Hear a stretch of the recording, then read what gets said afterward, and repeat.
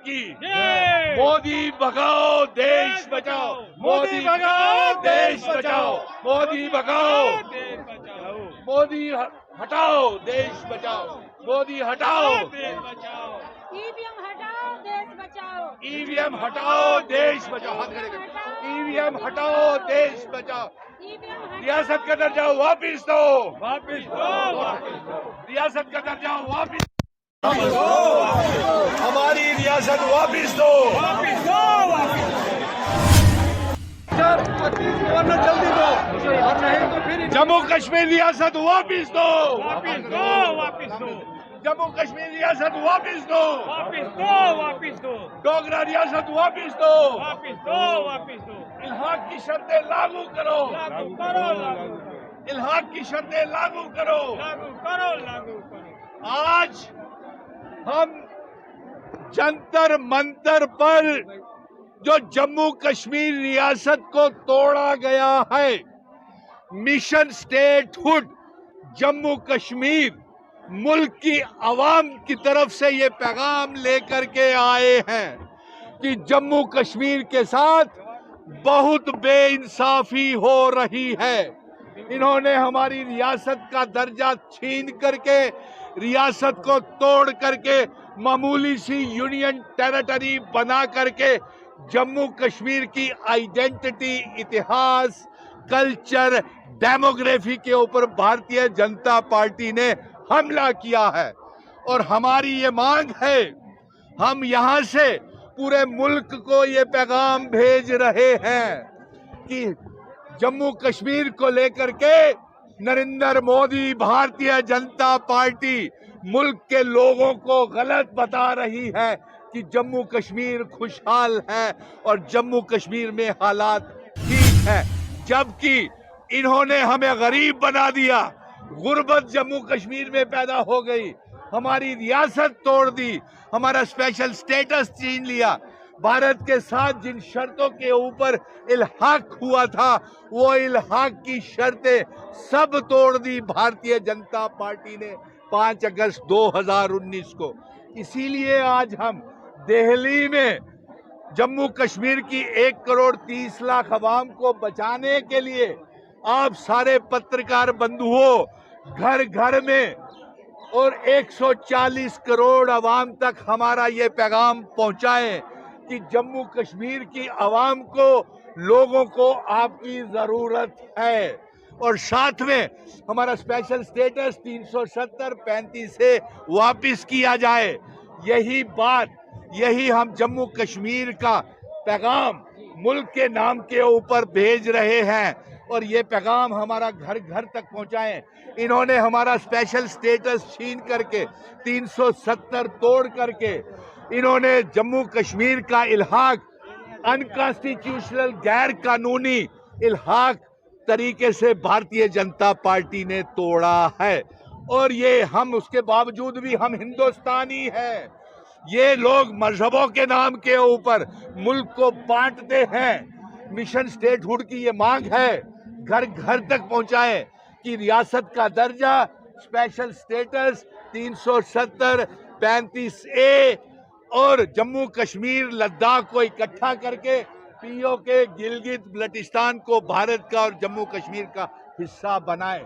इसी बात को लेकर के हम दिल्ली में देश की आवाम को, तमाम रियासतों को ये पैगाम भेज रहे हैं कि आप जम्मू कश्मीर में आए। तमाम मेंबर पार्लियामेंट, तमाम चीफ मिनिस्टर जम्मू कश्मीर में आए। और आप पत्रकार बंधुओं को भी न्योता है मिशन स्टेटहुड जम्मू कश्मीर की तरफ से। जम्मू कश्मीर पीपल्स मूवमेंट के प्रधान हमारे साथ खड़े हैं। इसके बाद नेशनल कॉन्फ्रेंस भी, अवामी नेशनल कॉन्फ्रेंस के मुजफ्फर शाह, डॉक्टर फारूक अब्दुल्ला, उमर अब्दुल्ला, हम सारे रियासत को बचाने की जंग लड़ रहे हैं और पूरे देश से हम साथ चाहते हैं कि हमें बचाया जाए, हमारे जम्मू कश्मीर के नौजवानों को बचाया जाए। हम बड़े मुश्किल दौर से गुजर रहे हैं। बाकी का पैगाम हम आपको स्टेज के ऊपर से देते हैं। धन्यवाद, बेहद शुक्रिया। है मानवता, इंसानियत, ह्यूमैनिटी के आधार पर लोकतंत्र को प्रतिष्ठापित करना। और विभिन्नता में बीजेपी की सरकार जो है वो एनडीए है और उसे हराने के लिए 26 पार्टियों का इंडिया बना है। और वो क्यों बना है उस पर हम थोड़ी सी रोशनी डालना चाहते हैं। और एनडीए आपके मार्फत से आज राष्ट्रीय महागठबंधन जो है एनडीए नेशनल ग्रीन अलायंस का अनाउंसमेंट करने जा रहे हैं, जो थर्ड फ्रंट होगा। और भारत के अंदर 543 पर हम लोग, चाहे वो एनडीए में हो चाहे वो इंडिया में हो, जो अच्छे लोग हैं उनसे चुन कर करके, और जो लोग जमीन से जुड़े हुए लोग हैं, जैसे हमारे सामने मुन्ना जी हैं, एक लीडर है बहुत बड़े, वो सभी लोग जमीन से जुड़े हुए लोग, हम इसको आगे बढ़ाने जा रहे हैं। और 543 पे तीसरा फ्रंट आज आप लोग के बीच में घोषणा करने जा रहे हैं कि तीसरा फ्रंट हम लोग बनाएंगे और इसको आगे ले जाएंगे। एनडीए यानी भाजपा सरकार, आज भाजपा सरकार की साख और जनाधार जिस हिसाब से गिर रहा है वो सभी आपके सामने है। मैं जनवरी 2023 से भाजपा हराओ अभियान लेकर चला।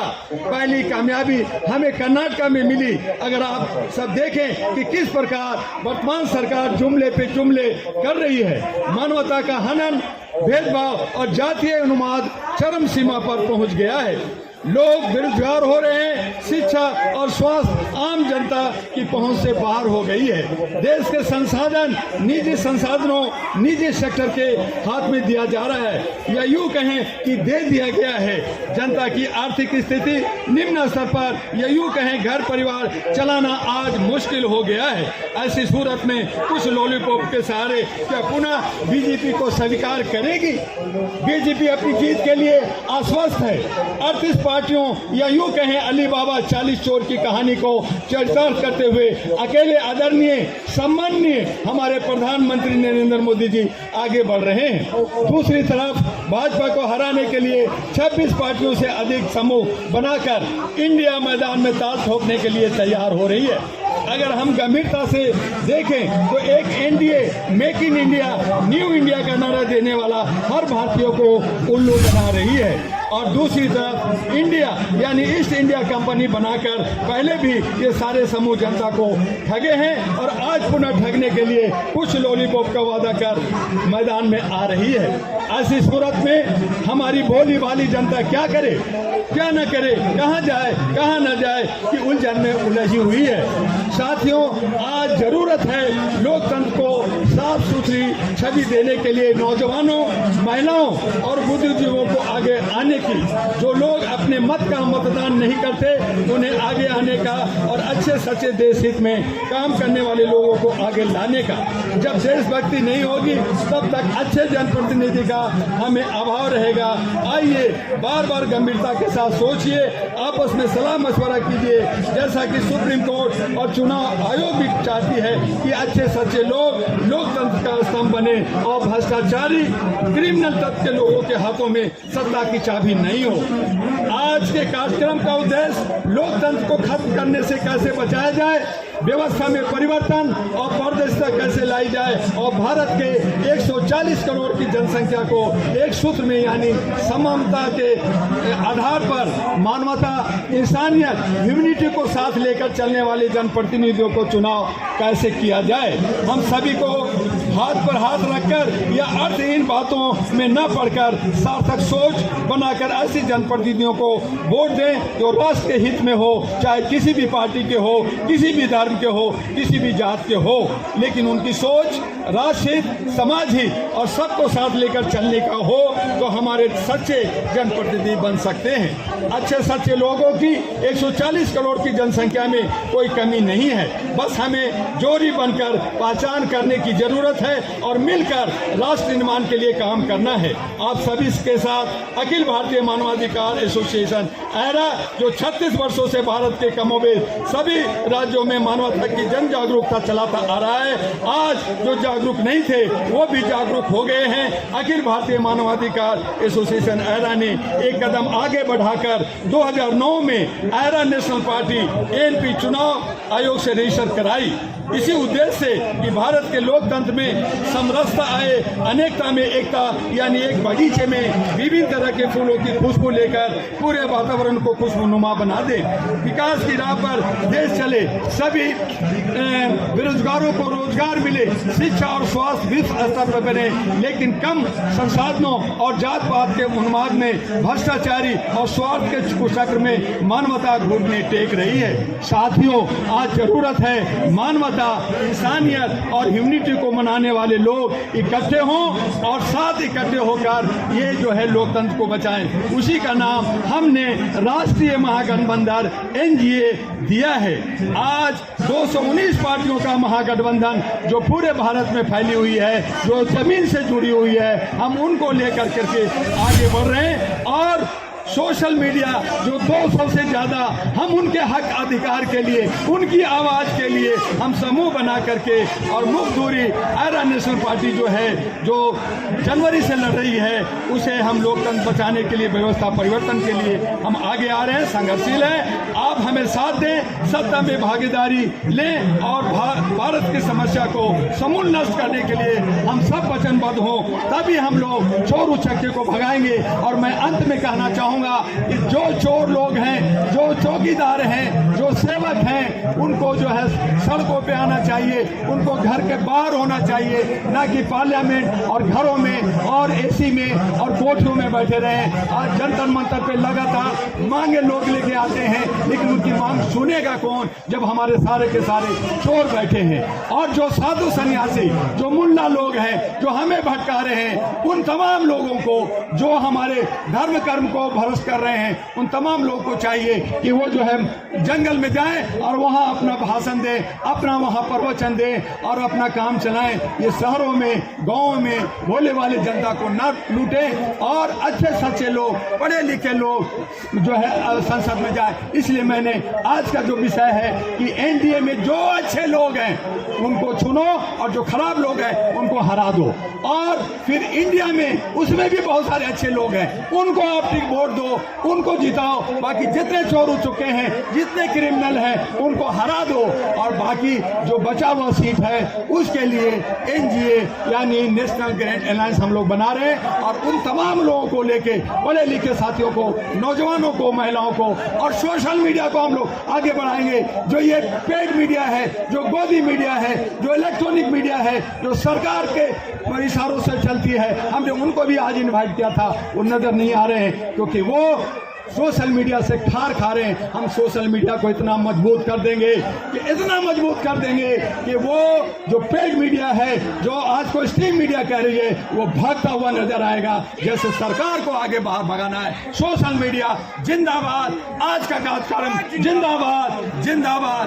हम इसी बात शब्दों के साथ आज का वक्त खत्म कर रहे हैं। बालाजी, हमारे अलमदार अब्बास साहब, हमारे मौलाना साहब, हमारे जो है सुल्तान साहब, ये सब बातें रखेंगे। मीडिया भी अपनी बातें रख सकती है क्योंकि ये प्रोग्राम आपका है। आप जो स्टेज पे बैठ करके बात करेंगे। गम नहीं, जमाना बदल गया, मुझे इसका गम नहीं। मेरे प्रोग्राम की कामयाबी है तुमसे, तुम कभी बदल ना जाना।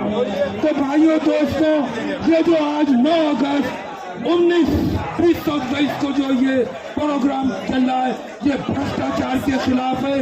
जिस तरह से 9 अगस्त 1947 को महात्मा गांधी ने कहा था, अंग्रेजों भारत छोड़ो, हम कह रहे हैं भ्रष्टाचार भारत छोड़ो।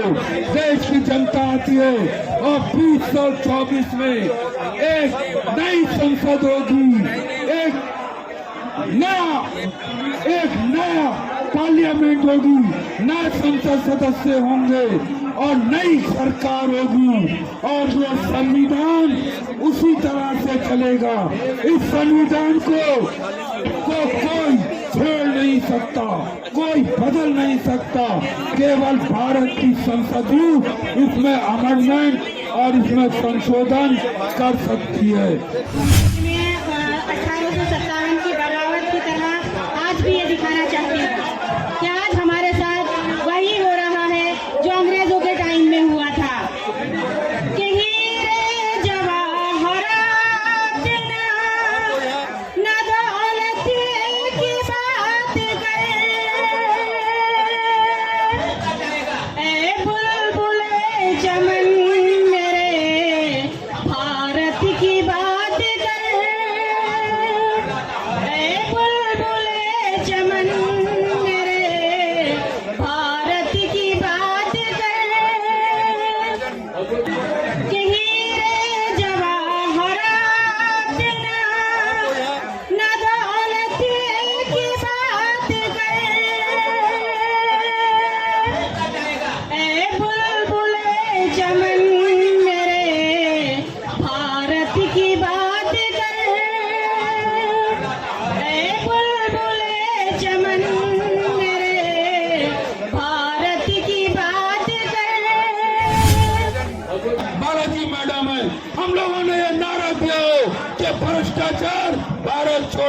और हम भ्रष्टाचार को देश से मिटाएंगे। और इसके लिए हमने एक नेशनल अलायंस बनाया। तो ये अलायंस आपको एक नई रूपरेखा, एक नई दिशा देगा, जिसका नेतृत्व डॉक्टर एम युद्धवा जी कर रहे हैं। ये एरा नेशनल पार्टी के भी राष्ट्रीय अध्यक्ष हैं। और इस भ्रष्टाचार को दूर करने के लिए हमने इस भारत के संविधान में कहा है कि फंडामेंटल राइट में एक अमेंडमेंट, एक संशोधन होना चाहिए। All laws will justice and justice according to laws. और फंडामेंटल ड्यूटीज में भी एक अमेंडमेंट होना चाहिए, self civil liberty and self rule of law. आज का ये जो प्रोग्राम है, first of all we see this constitution of India in which our movement against corruption, you, the people of India, having solemnly resolved to constitute India into a Soviet socialist democratic republic and to secure all its citizens according to Dr. B.R. Ambedkar. In 26th day of November 1949, Katmer Jatu, this Constitution of India, other side is such Katmer Jatu. So I am